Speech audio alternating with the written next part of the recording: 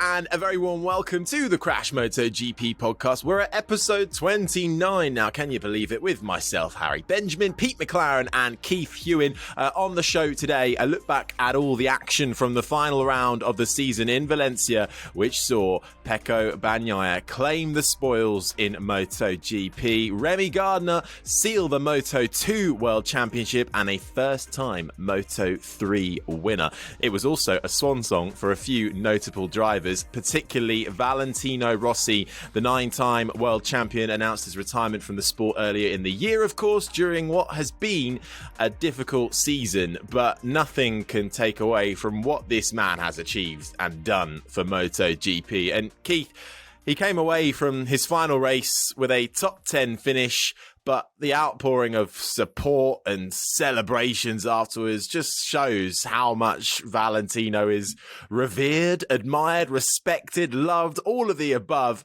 And, well, it certainly brought a bit of a tear to my eye as well. How'd you cram it all into one show? I mean, it's impossible, isn't it, with what he's done? That's the problem on our show and everyone else's show.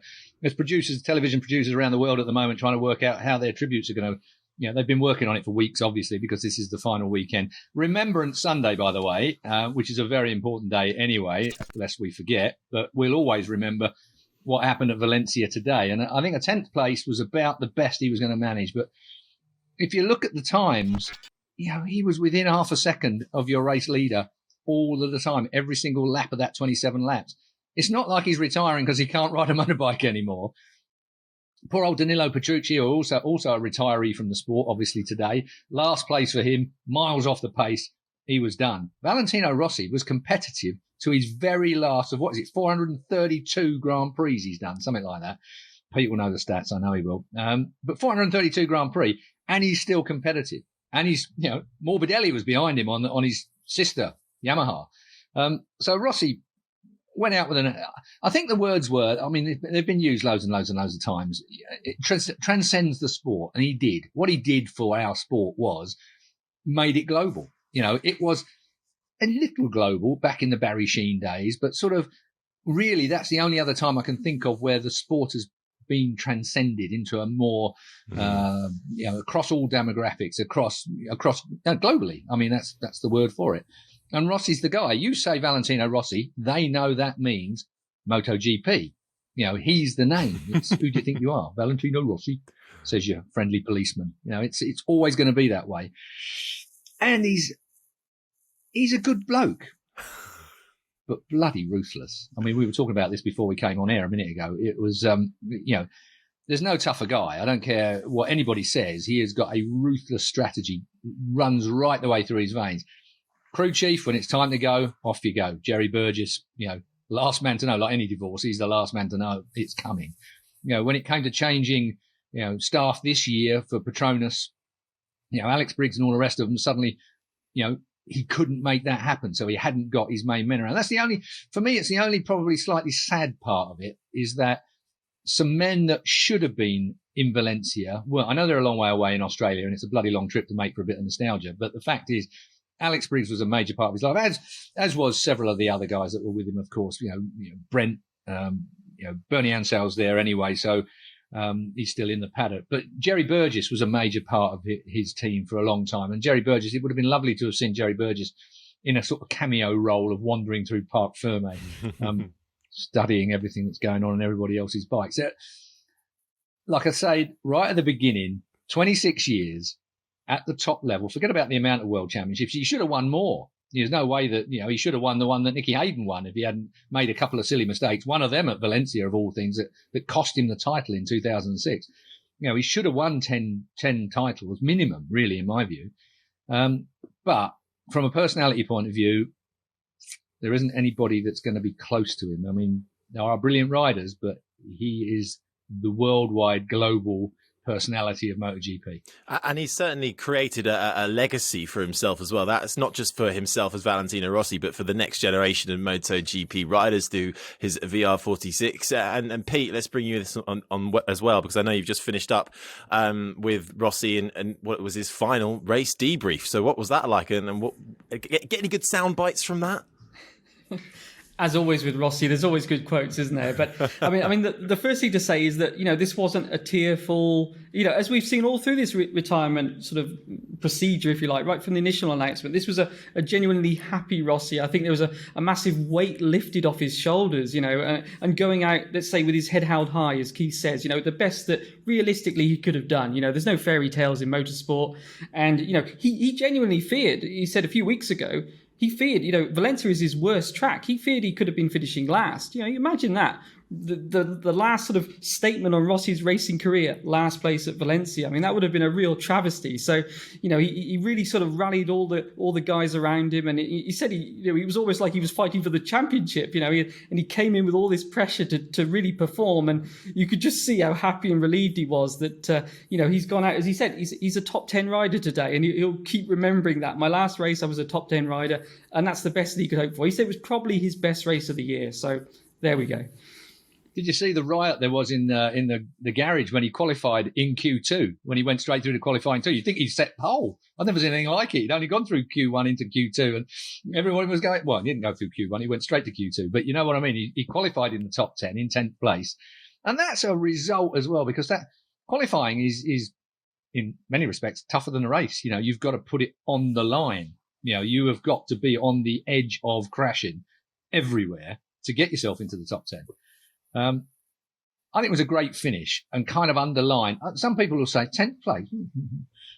But for a 42-year-old bloke that's about to retire, who's got a baby on the way, to motivate yourself to be within that kind of time range is incredible. It kind of underlines just how good he was. Anybody that's been on a racetrack, anybody who's had anything to do with this sport for as long as we have, obviously, will understand just what a great end to his career that actually was, on a track he didn't like. And on a day, remember as well, Friday was horrible. It was wet and cold. So they were behind the game already straight away. So brilliant. But that Q2, when everyone was jumping up and down like he'd set pole, I'd never seen anything quite like it. He'd gone straight through into Q2. That was a winning moment for Petronas, his side of the garage anyway. And of course, helped by Pecco, wasn't it? Who let him have a toe behind. And then today we saw Morbidelli was behind. You can imagine one of the questions was, so Frankie, what was going on there? And he said, look, I didn't want to be anywhere near him in this final race, because could you imagine if something went wrong and he took him out? He said, look, there was no room to attack him. And he said he actually, as the race went on, he got quicker and we pulled away from Dovi, which they did. They ended up finishing a couple of seconds in front. And he said it was just a pleasure to see Rossi sort of really enjoying those last laps as a MotoGP rider. So yeah, Frankie said, look, there was no place to attack, and there we are. But it nearly did all go wrong. It very nearly did all go wrong. Takazumi Katayama. Where am I going? Takaaki Nakagami. Takaaki Nakagami when he threw it on the road. Takazumi Katayama. Does that give you some indication of how my brain works? There's something that just rolls around in there, every now and again, it's something vital. Takaaki Nakagami, I do apologise. He nearly, I tell you what, he was close to wiping Rossi out when he slid off. Ooh, I tell you what.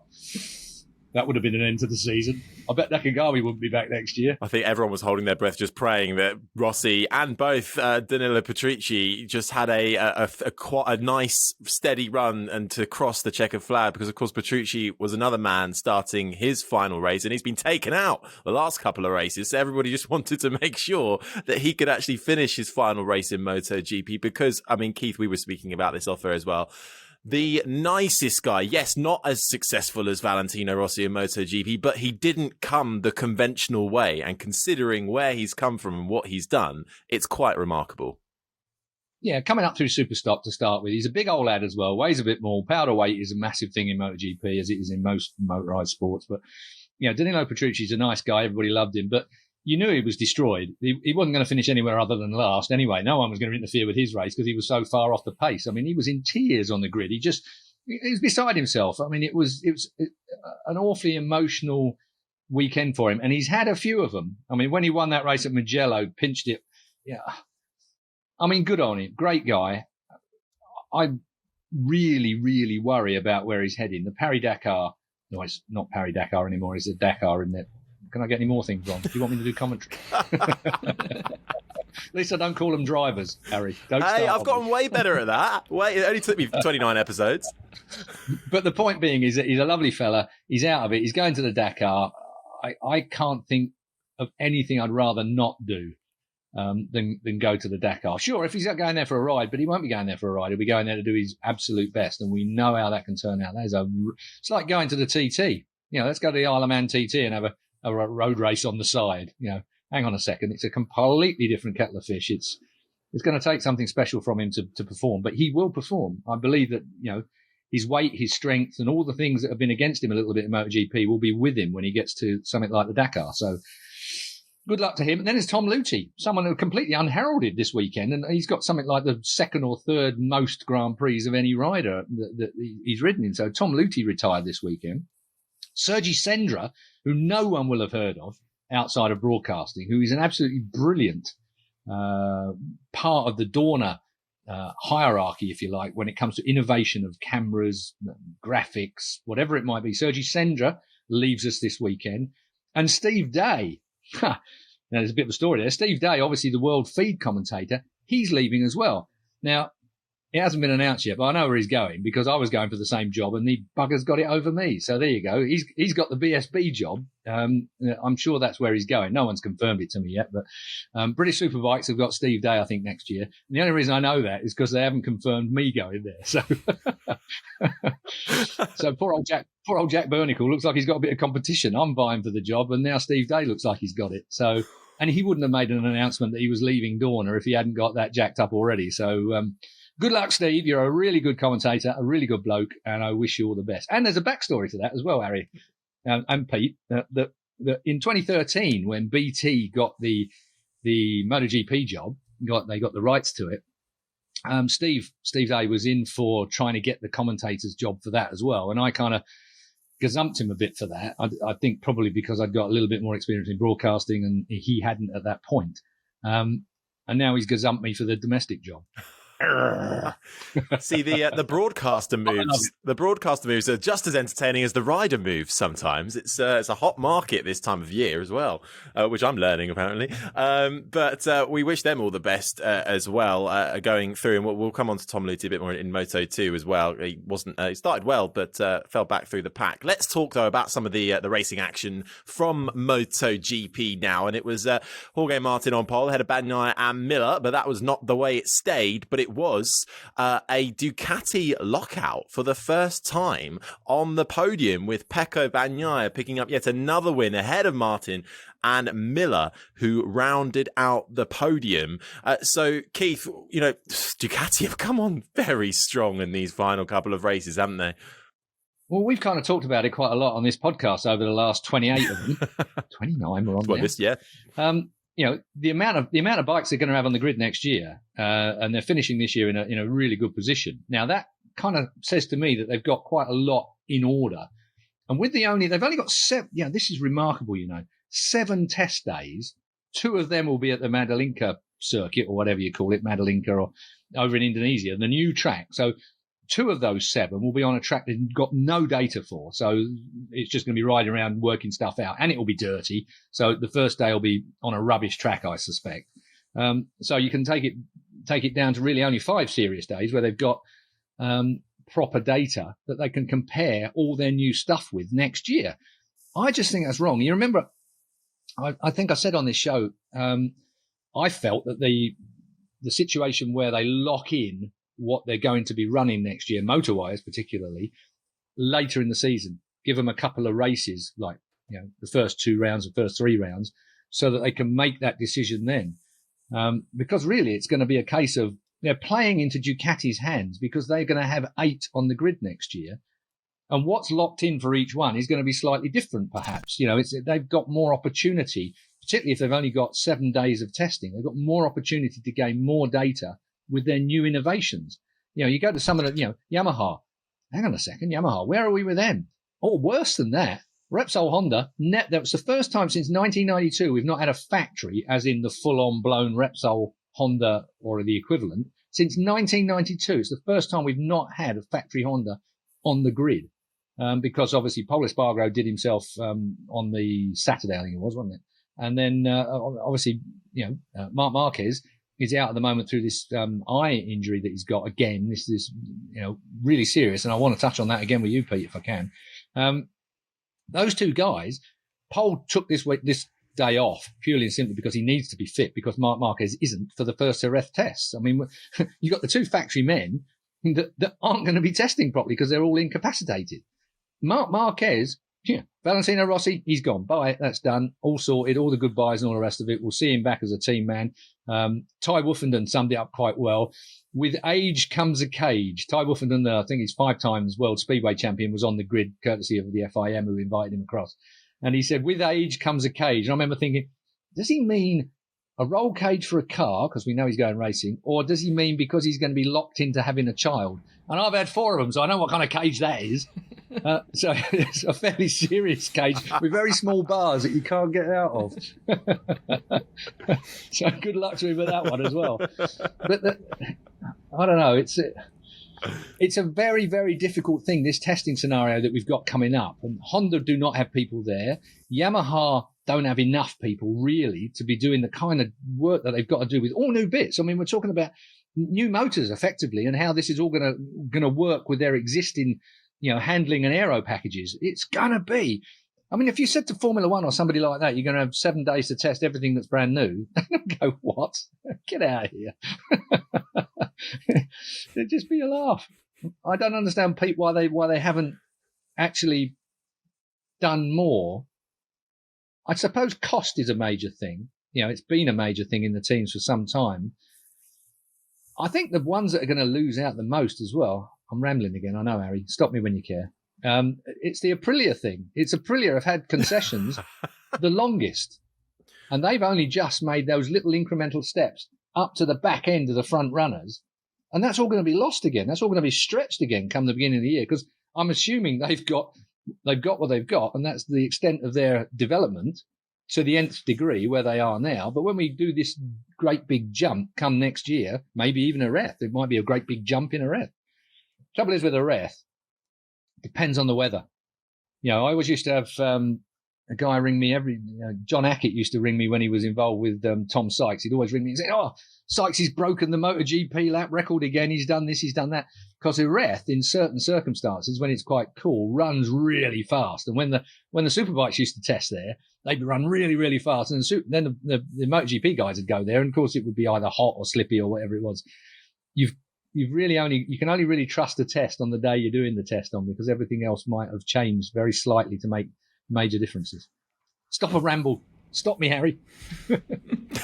Stop. All right, I'll pick it up then. But I mean that point has been discussed obviously throughout the season. We picked it up, and just coming on to the Hondas and picking up there, this really compounded what has been just a generally awful season. Both factory Hondas, Paul Espargaro and Marc Marquez out through injury. Taka Nakagami, yet again, showing great pace, but chucks it away into the gravel. It's just a typical story of their season, problem has got to be, have we seen the last of Valentino Rossi, and have we seen the last of Marc Marquez? Because... So you think this eye injury from his motocross accident is actually nearly I thought that in 2011 when he had it in the first time. Because... when it comes to bones and mechanical stuff, I mean, you could graft a foot on your hand to make it work, and you can ride around it. But if you can't see properly, if you're having double vision like he is, that's not something that's easily fixed. I am absolutely no doctor and don't understand the detail of it, but it would be the equivalent of me being able to fix my motorbike down on the ground floor here, or try to fix my computer up here. How the hell does that work? If you've got double vision, if you've had a bang on the head that is dislodge something in the back of your eye or whatever else is hooked up to it, that's a major, major problem. And I worry that Mark's tweet the other day that he put out, when it rains, it pours, was the first almost emotional tweet that I've ever seen from him. And he would have thought about it before he actually put it out there. And you almost got the feeling that even he now is kind of worried about whether he's going to be able to recover from this. Alberto Puig has been out there being interviewed. I again, off at a tangent, Ewan. Natalie Quirk, who works for BT Sport, effectively she took over from Gav, and Gav took over from me in commentary. Natalie Quirk came on the scene as a speedway journalist into our domain, which is not the easiest of places to come to, and she's absolutely nailed it. And one of her best interviews that I've seen her do was with Alberto Puig, probably one of the most difficult people to interview out of anybody on the plot. He really is not an easy man. And what she did was she just asked him a question and kept quiet instead of filling the gap in that he quite often leaves. And he followed it up. And it was he gave quite a good interview over the subject to Natalie. And I've never seen an interview quite as well done with him in memory, actually. So well done, Nat. Well done, Nat. Well done, Nat. But Pete, let's bring you back in on this as well.